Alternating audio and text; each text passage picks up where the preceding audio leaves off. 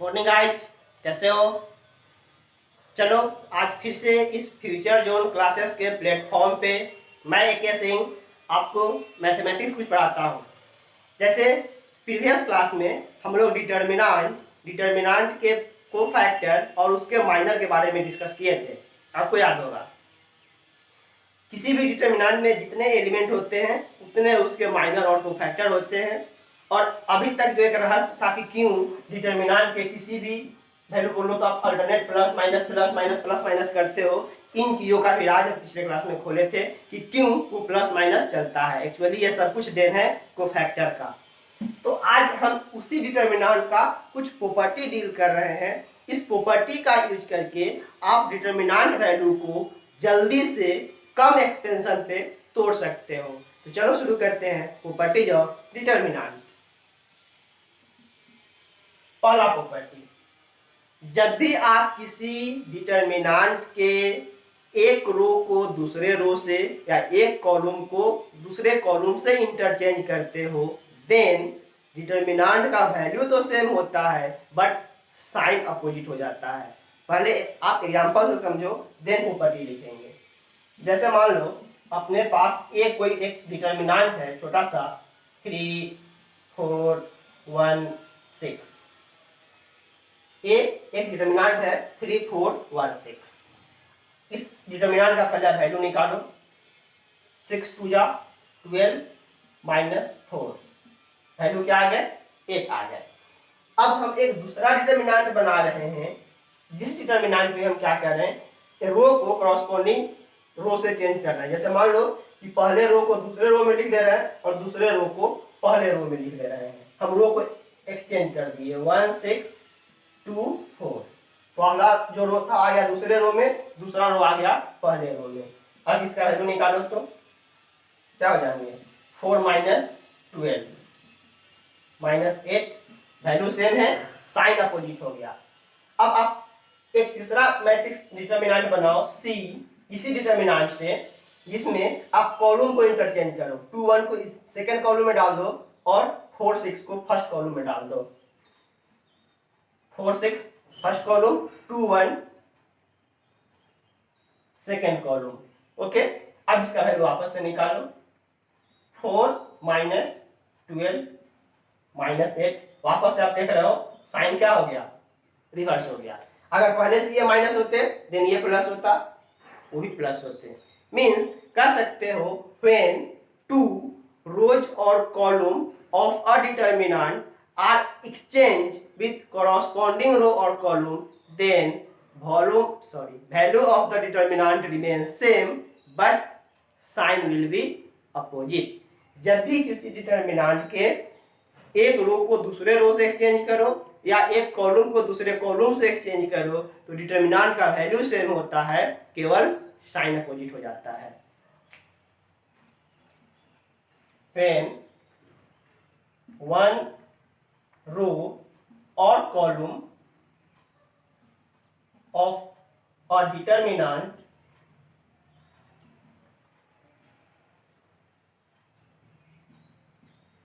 are exchanged with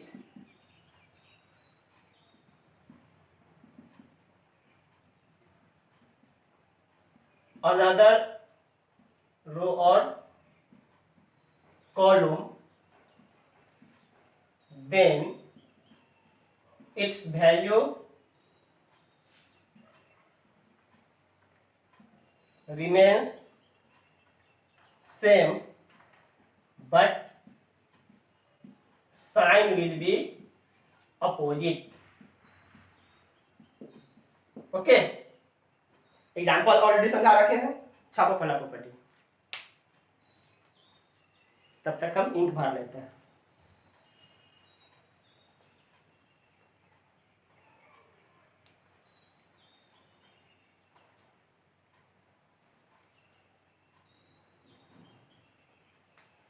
मिटा दो, चलो।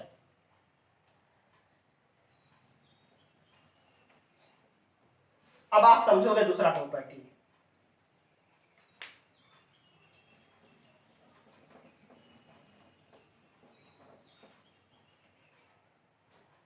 जब भी किसी डिटर्मिनेंट के, अभी पहले में क्या किए हो, रो को कॉरस्पॉन्डिंग रो से नहीं तो कॉलम को कॉरस्पॉन्डिंग कॉलम से इंटरचेंज किए हो।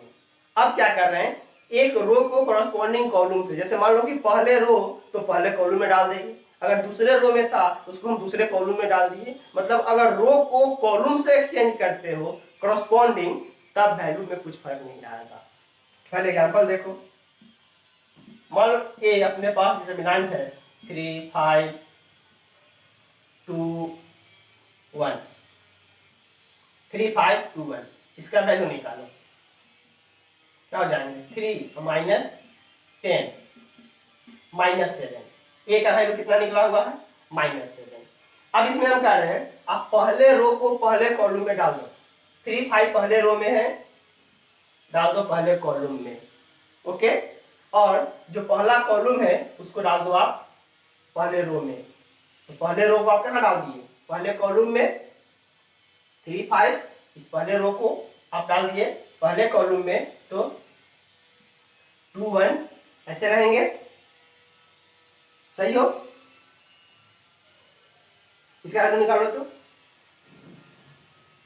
ये कोई नया बी मैट्रिक्स बन गया जिसका हमें डिटरमिनेंट निकालने हैं, इसका वैल्यू निकालो। तो इसमें हम क्या किए, exchange row with column,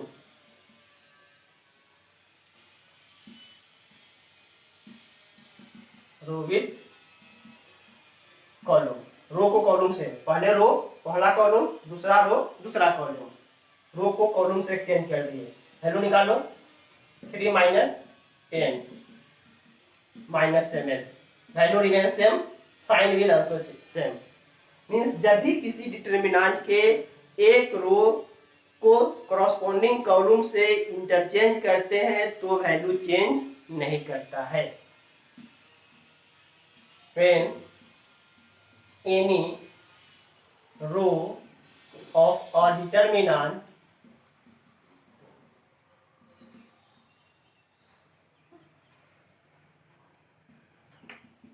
is exchanged with corresponding column, then its value remains same, value में कोई बदलाव नहीं। क्लियर, एग्जांपल आपके सामने है, कॉपी करो फटाफट।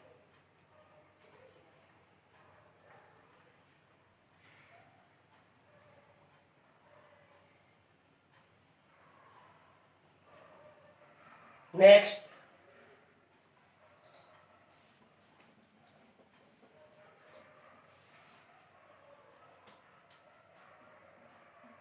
तीसरा प्रॉपर्टी, जब भी किसी डिटर्मिनेंट के दो रो या कॉलम इक्वल हो जाए, फिर से अभी हम सारा एग्जांपल 2x2 में इसलिए दिखा रहे हैं कि 2x2 सॉल्व करना आसान होता है, जल्दी सॉल्व हो जाते हैं। जब भी किसी डिटर्मिनेंट के दो रो या दो कॉलम इक्वल हो जाए, देन उस डिटर्मिनेंट का वैल्यू हमेशा 0 आता है।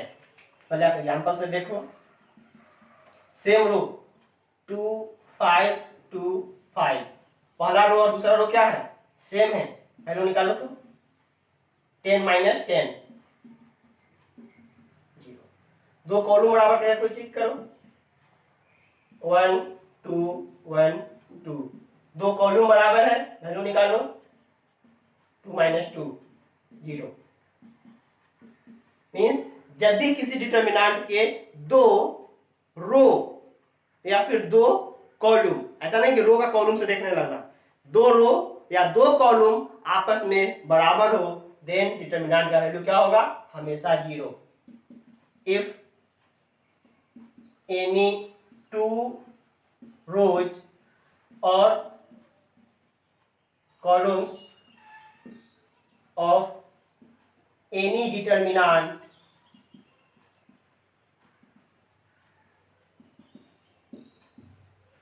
are same, then its value are always 0। बहुत काम का प्रॉपर्टी है। डायरेक्टली इस फॉर्म में कुछ नंबर दिखाई दे, इक्वल्स रो या इक्वल्स कॉलम वाला वैल्यू क्या होगा, डायरेक्ट जीरो। चाहे वो किसी डिटरमिनेंट में क्यों ना जाके तुम सॉल्व कर रहे हो। मान लो कि नया डिटरमिनेंट बना रहे हो 2 4 6 1 2 3 2 4 6। फिर से देखो, ये पहला रो और दूसरा रो क्या है, सेम है, डिटरमिनेंट क्या होंगे, जीरो। राइट, इसके वैल्यू तुम लिख सकते हो जीरो बिना सॉल्व किए हुए। ये है प्रॉपर्टी तीसरा। नेक्स्ट देखो,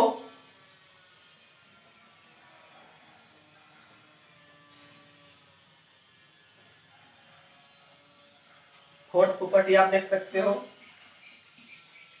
जब भी किसी डिटरमिनेंट के दो रो या कॉलम प्रोपोर्शन में हो, इस बार इक्वेट नहीं कर रहा है, इक्वल्स नहीं है बट प्रोपोर्शन में जा रहा है, तब भी उसके वैल्यू क्या होंगे, जीरो होंगे। जैसे मान लो 2 3, जस्ट इसका हम 4 गुना कर दिए, 8 12, 2 चौका 8, इसका ये 4 गुना है, बिल्कुल प्रोपोर्शन में है, एक रो से दूसरे रो में। वैल्यू निकालो तो इसका 12 दूना 24 माइनस 8 तरीका 24, जीरो प्रोपोर्शन में। आप कोई नया डिटरमिनेंट बनाओ, जैसे मान लो 1 2 3 2 3 4 5 10 15, इसके वैल्यू कितने होंगे, डायरेक्ट लिख सकते हैं जीरो। क्यों, क्योंकि पहले रो का 5 गुना वैल्यू ज्यादा है, दूसरा रो प्रोपोर्शनल है, 1 बचे 5 2 बचे 10 3 बचे 15, एकदम प्रोपोर्शनल वैल्यू जा रहे हैं। तो जब भी एक रो या कॉलम किसी दूसरे रो या कॉलम के प्रोपोर्शनल में जा रहे हो तो रिजल्ट हमेशा क्या होगा, जीरो देखना। लेकिन करस्पॉन्डिंग एलिमेंट ऐसे मत करना कि ऐसे में और ऐसे में ऐसे में देखने लगना। करस्पॉन्डिंग एलिमेंट रो में या फिर कॉलम में अगर प्रोपोर्शनली बढ़ रहा हो देन वैल्यू क्या होगा, जीरो। आप चाहो तो इसको बाय प्रोसेस एक्सप्लेन करके चेक कर लेना, जीरो ही आएगा, प्रॉपर्टी का कमाल है। तो इसको आप लिख सकते हो, इफ एनी टू रोज और columns of a determinant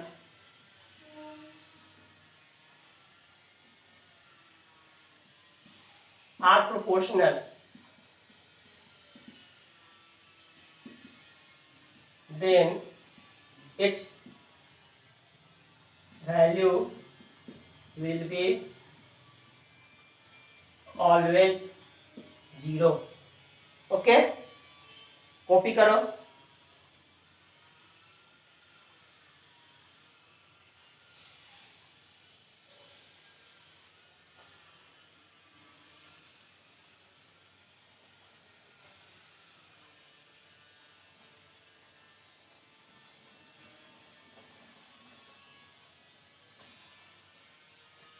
next, अगर किसी डिटरमिनेंट के कोई एक पार्टिकुलर रो या पार्टिकुलर कॉलम के सारे एलिमेंट जीरो हो देन उस डिटरमिनेंट का वैल्यू डेफिनेटली जीरो होगा।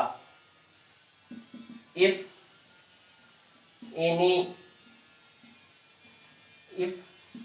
All elements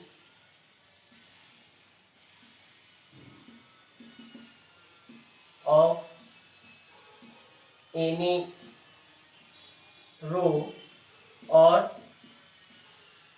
column of a determinant are zero, then its value will be always zero। If all elements of any row और column, किसी एक ही रो या कॉलम का हम कर रहे हैं, पूरा डिटरमिनेंट का वैल्यू हम नहीं बोल रहे कि हर एक एलिमेंट ही जीरो हो जाए। कोई एक पार्टिकुलर रो या पार्टिकुलर कॉलम के हर एक एलिमेंट अगर जीरो हो जा रहे हैं देन उस केस में उस डिटरमिनेंट का वैल्यू क्या होगा, जीरो होगा। जैसे मान लो 1 2 3 0 0 0 4 5 6, डायरेक्ट वैल्यू लिखेंगे जीरो।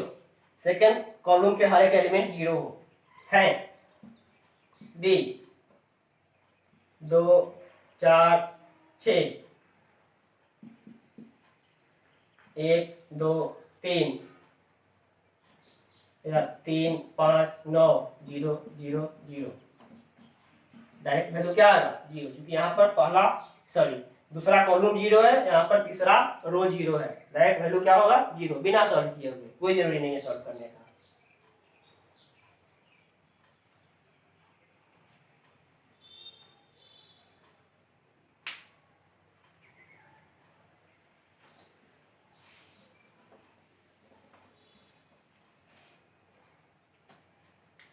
एक और प्रॉपर्टी देखो आप, छठा।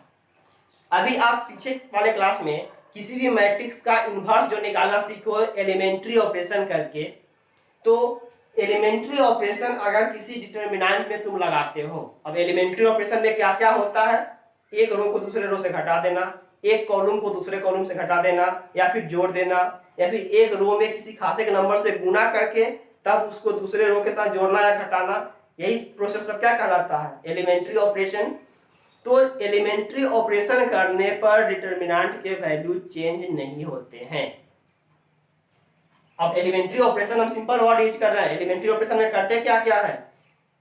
कॉरस्पॉन्डिंग रो को कॉरस्पॉन्डिंग रो से जोड़ या घटा सकते हैं, कॉरस्पॉन्डिंग कॉलम को कॉरस्पॉन्डिंग कॉलम से जोड़ या घटा सकते हैं, या फिर एक रो या कॉलम में किसी खास स्केलर नंबर एक्सेप्ट 0 से गुणा करके तब उसको किसी दूसरे रो से जोड़ या घटा कर सकते हो।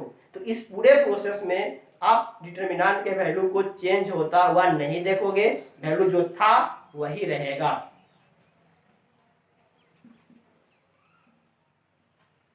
The value of determinant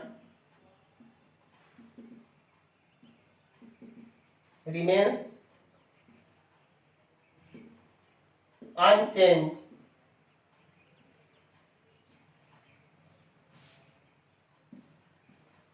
when elementary operation, हम सिंपल वर्ड यूज कर रहे हैं एलिमेंट्री ऑपरेशन, बार बार। एलिमेंट्री ऑपरेशन में क्या होता है ऑलरेडी प्रीवियस क्लास में बता चुके हैं, अगर नहीं पढ़े हो तो इस वीडियो के डिस्क्रिप्शन में हम डाल देंगे, देख लोगे। Value of determinants remains unchange when elementary operation applied on it. कोई भी एलिमेंट्री ऑपरेशन अप्लाई कर दो, उस डिटरमिनेंट के वैल्यू चेंज नहीं होगा। आप एग्जांपल देख सकते हो, मान लो 2 4 1 5, अपने पास एक ये डिटरमिनेंट है, वैल्यू निकालो तो कितना आएगा? 10 - 4 6। इस डिटरमिनेंट का वैल्यू 6 है। अब इस डिटरमिनेंट में हम एक ऑपरेशन कर रहे हैं, R1 को लिख रहे हैं R1 + R2। ऑपरेशन किए, एक नया डिटरमिनेंट बनाओ, क्या बन जाएगा? डिटरमिनेंट नाम तो बदल जाएगा। R1 को आप लिख रहे हो R1 + R2, 2 1 3 5 4 9, R2 में कुछ नहीं किए हो, 1 और 5 निकालो तो वैल्यू 5 क्या है? 15 - 9 6। सेम है। आपको मन कर रहा कि हम एक और कोई ऑपरेशन करें, हम लिख रहे हैं R2 को R2 - 3R1। आपको R2 को R2 - 3R1 करके लिखने का मन कर रहा है, लिखो, एक नया मैट्रिक्स बनाओ डिटरमिनेंट फॉर्म से। सी R1 में कुछ नहीं किए हो, 2 और 4 था, रहने दो। R2 को क्या लिख रहे हो? R2 -3 टाइम्स ऑफ R1, तो 1 -3 times of 2 -5 5 -3 times of 4 5 -3 times of 4 5 - 12 -7। ये एक नया एलिमेंट्री ऑपरेशन हो गया, नया मैट्रिक्स बन गया। कॉरस्पॉन्डिंग डिटरमिनेंट का वैल्यू निकालो, वैल्यू क्या हो जाएगा? 7 दूने 14 -14 माइनस माइनस प्लस 5 चौका 20 प्लस 20 -14 6। तो आप क्लियरली देख रहे हो कि एलिमेंट्री ऑपरेशन कुछ भी कर रहे हो, डिटरमिनेंट का वैल्यू चेंज नहीं हो रहा है, लेकिन एलिमेंट्री ऑपरेशन में करते क्या क्या है ये पता होना चाहिए। Okay, note it fast.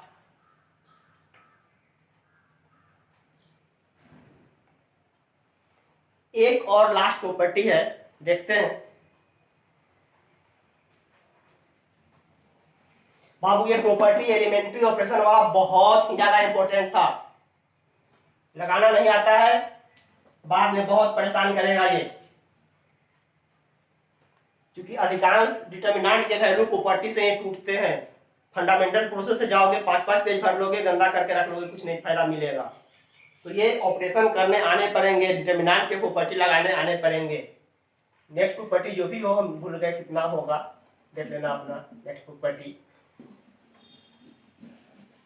अब आप जरा रिमाइंड करो मैट्रिक्स का क्लास। अगर मेरे पास ए कोई मैट्रिक्स फॉर्म में हुआ करता था, मान लो ए बी सी डी, सही। अब इस मैट्रिक्स में हम के इंटू ए लिख रहे हैं, तो मैट्रिक्स फॉर्म में क्या होता था, के से हर एक एलिमेंट में गुना होता था।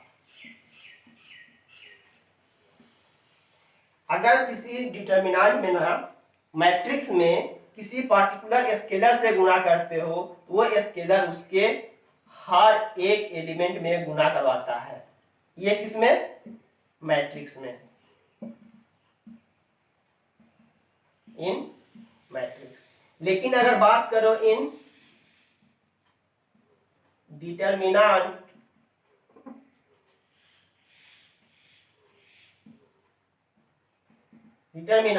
जैसे मान लो ए तुम्हारे पास कोई डिटर्मिनेंट है A B C D, then अगर आप k into A, k times of A लिखने की कोशिश कर रहे हो, देन इस k से किसी एक पार्टिकुलर रो या पार्टिकुलर कॉलम में गुणा करना पड़ेगा। ये नहीं k से आप सब में गुणा कर देना, आप गलती से भी ऐसे मत लिख देना, पहले हम गलत ही लिख रहे हैं, तो k का वैल्यू आप गलती से भी इस फॉर्म में, मैट्रिक्स वाले फॉर्म में मत लिख देना, के ए के बी के सी के डी, ये गलती से भी नहीं लिखना, बार बार कर रहे हैं। इसका वैल्यू होगा क्या, एक्चुअल वैल्यू होगा क्या,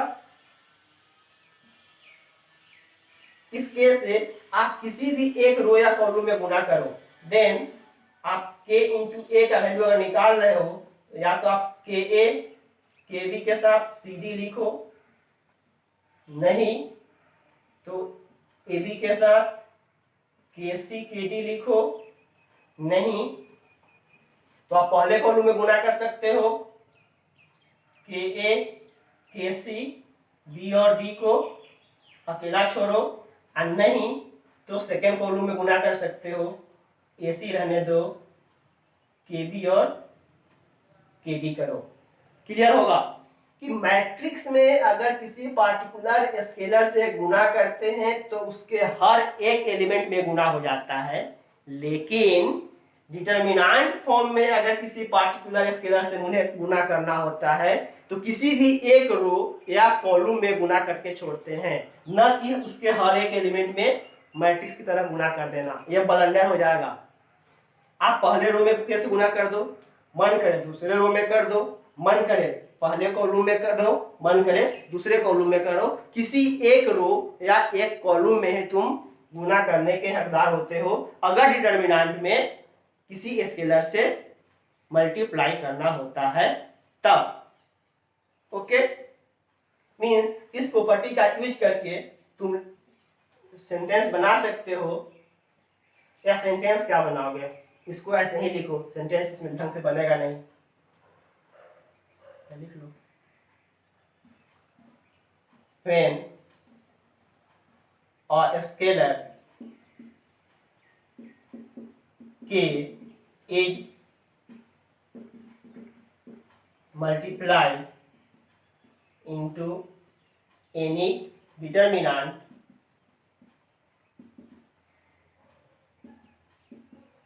then it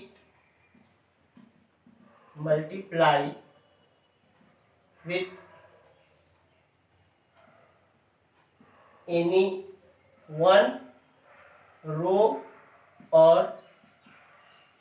कॉलम ओनली, किसी एक ही रो या कॉलम में मल्टीप्लाई होगा, न कि मैट्रिक्स की तरह सब एलिमेंट में। क्लियर, लिखो फटाफट। और इन चीजों से फाइनली हमें कंक्लूजन क्या निकला,